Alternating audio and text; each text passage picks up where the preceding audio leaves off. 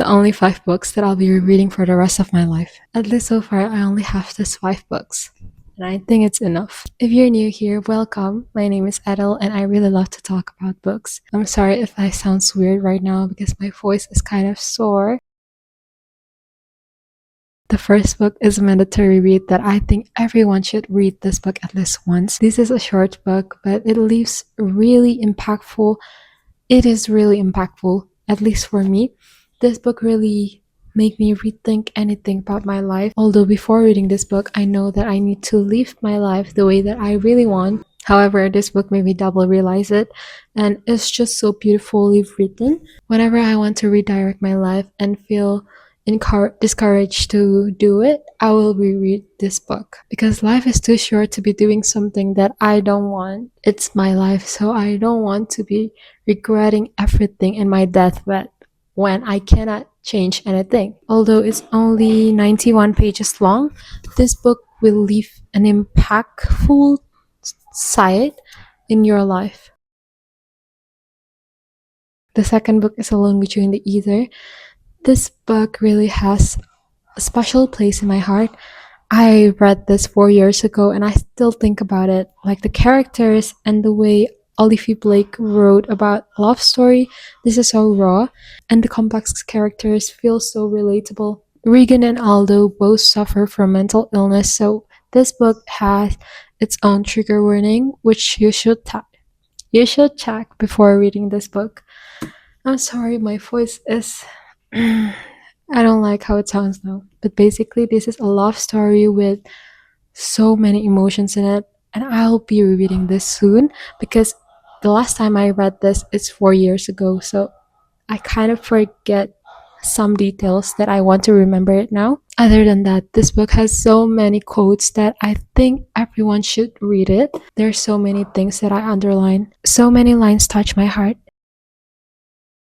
For the third book, it's Crime and Punishment by Dostoevsky.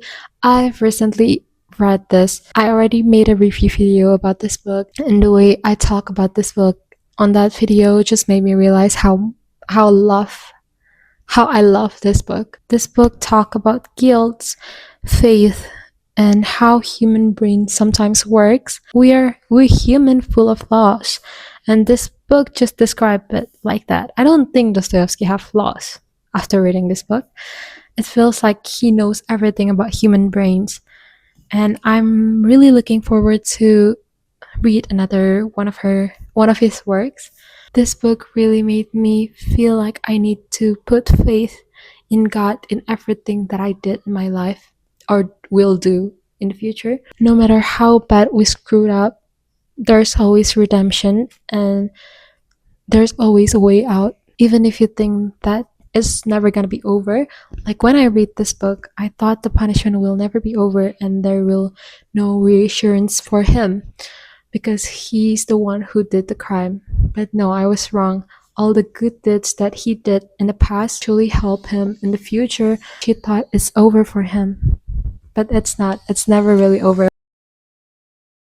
And for the last book that I have a copy of is Little Women. I haven't finished this book yet, but I already know I'm going to reread this book every. I'm currently filming a video for this book, which is annotate this book with me. I annotate this book for my sister as I know before going into this book. This is about sisterhood and how beautiful it is that the author described them.